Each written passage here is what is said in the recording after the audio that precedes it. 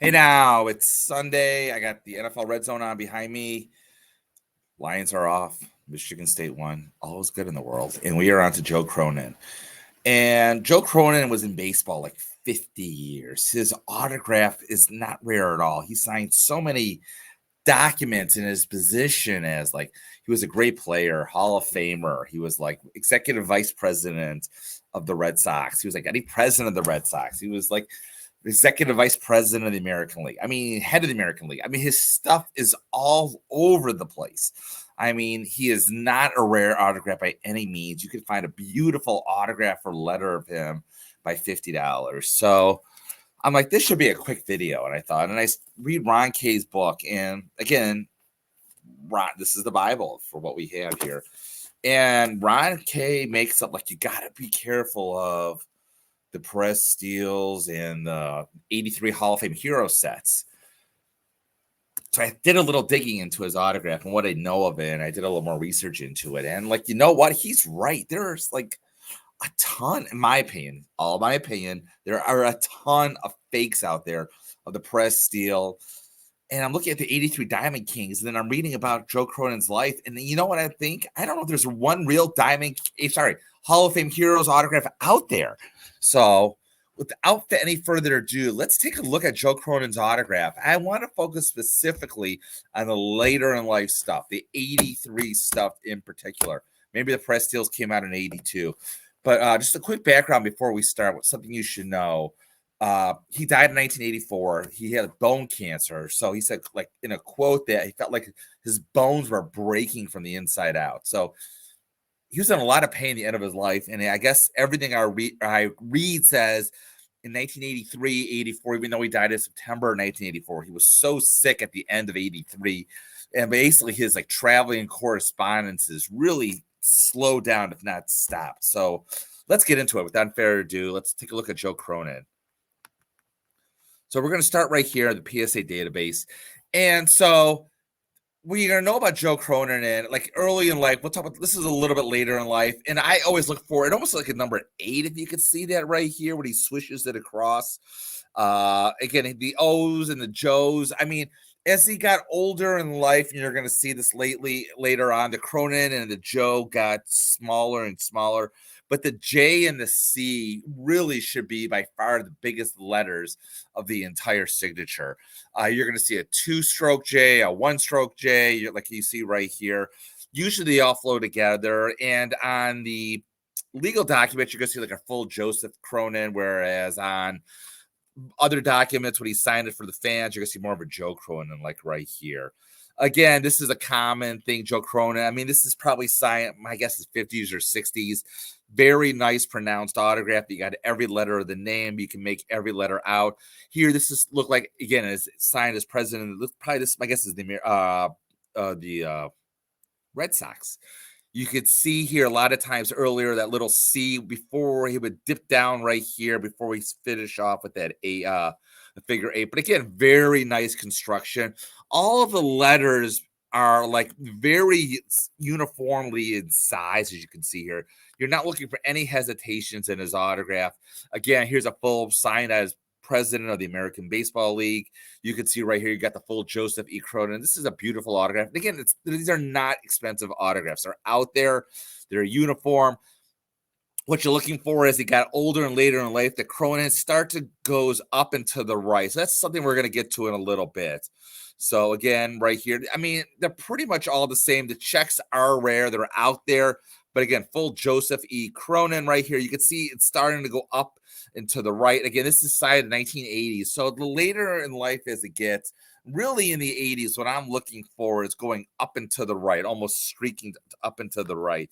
So is this dated right here in 1982? Again, you can see right here up and to the right.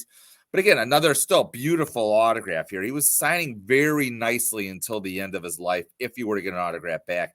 Again, 1982, little more flat here. This is sort of towards the last 2 years of his life. This is a 1-stroke Joe. But again, you're going to see him back and forth. You're not going to see the little E arched back. I'm sort of running through here. So I want to so here are the cards again. Cards are rare. You got to be more careful. Usually it seems like the cards that were sent to his house, like this one, usually were signed in a felt pen, and you can see right here. So I would feel comfortable in this autograph. Now we're going to come back to this Perez deal right here. I'll be honest, I don't like this at all. I mean, I want to look at all of them in depth right here. So again, but even these baseballs here, I mean, this is a beautiful signed baseball against a 2-stroke E. But again, it's signed so beautifully. I know it's a little odd here that he didn't sign the full figure 8, but I'm not sure, but it flows so nicely. I doubt this was forged. I want to move on here to like some other stuff that we looked at on a PSA database here. So the Joe Cronin right here. So what we're looking at for a Joe Cronin Perez steal, at least what I'm looking at personally, is I want a nice slight up and to the right. This I just don't like at all. This is like someone's trying too hard right here. I'm not saying it's bad, but like if I were buying a Joe Cronin, I would avoid this one for sure. It's like someone's trying too hard. I don't want to see a full angle up. I want to see an angle up and to the right here. Again, this is the one we saw earlier on PSA database. This when it's historical autographs. I don't like it how, if you notice right here, it's like it's uniform, but the O then it comes down. And again, these are very slight nuances that I just don't feel comfortable with. You see how it comes down. The O is not the same level as the E. It comes down. And again, I'm looking at the end of his life. It shouldn't be a straight line. It should be going a little more upward. So again, I'm not a fan of this one right here. Now I want to stay back with this right here because there's no question that Joe Cronin in 1983 was he was the guest of honor at the Sheraton Boston Hotel. This was the second to last public appearance he made. So you know this is good. You know he was there. You can see right here, the Cronin is not as pronounced as it used to be. It's signed almost flat. He didn't sign on a real steep upward angle. He signed a little bit upward. So that's the kind of autograph I want to see coming out in 1983. Now, this one here, this sold at Heritage, and this is Heritage, and this is the one I actually like personally. It's not at a real high slant. You got a 2 signature Joe. It's signed, and it's a racing signature. The Cronin is not real pronounced. If I were to buy a Joe Cronin Perez steal, this is the kind of one I'm looking at here. So now we're moving on to the 1983 Hall of Fame Heroes. And I'll be honest, I like this. I don't know what this is. Joe Cronin took a lot of honor. He liked his autograph. He took a lot of honor signing it. You should be able to make out every letter. And I don't know what's going on in this last name right here. And I know Beckett authenticated it. Personally, I don't like this at all. It's very rushed, very signing, not very uniform. You're not seeing the slant. Not only that, by 1983, he was very sick, like we said. He made a few appearances. I don't know when this came out. So, I mean, someone's just trying too hard here, in my opinion. And if Joe Cronin were to sign this in 1983, and I'm not saying it's impossible because he did make appearances in 83, at least we know of 2, but he was really not signing his mail by then because he was constantly in and out of the hospitals a lot. So, I mean, you can't see the full Cronin and everything. We know that this signature, let's go back to this 19th, he was still trying to sign his full name. So the fact he went from this to this, no, I don't think so. I'm not a fan at all. Again, this is a nice 1983 Perez steal. I really like this one. I know it's not signed that nicely, but again, he signed his full name. It's at an angle, but it's not like, it's at an angle going like almost like a 45 degree, but it's not a full 45 degree. It's a nice racing signature. I like the fact that it's in a ballpoint pen. This is something more calm that he would have signed, not in a nice blue Sharpie, which we go back to here that he signed. Like, again, this I don't like. This I do like. This is on eBay now for $1,400. I am a fan of this. This is a nice baseball out that sold in 2013. This is from the 1982 All-Star game. They're showing the fact that he showed up at almost all the All-Star games, almost all the Hall of Fame inductions. So this almost for certainly was signed in the 82 All-Star game. A matter of fact, his last known appearance was at the 1984 All-Star game. He was very guarded right there, but he just wanted to make an appearance for old time's sake. We'll get back to this later. This here's my autograph right here. Again, this is a hand-signed letter in 1982. 2-stroke, which you want to see in the 80s. Slight hesitation going up to, like you can see it's sort of going up in an upwards right angle. I really like this as well. Right here. This is another 1983 one. God, if I had to buy a card, if I had to buy this 83 cards, gun to your head, you got to buy one.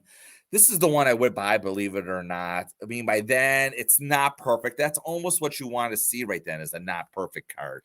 But again, if I were buying one, I wouldn't be buying the 1983 Hall of Fame Heroes at all. If I had to guess, I'm going to guess he never signed one. Really, he never signed one. Because I don't think people were bringing those to the ball game in 1983 All-Star game he was at. He was there in Chicago.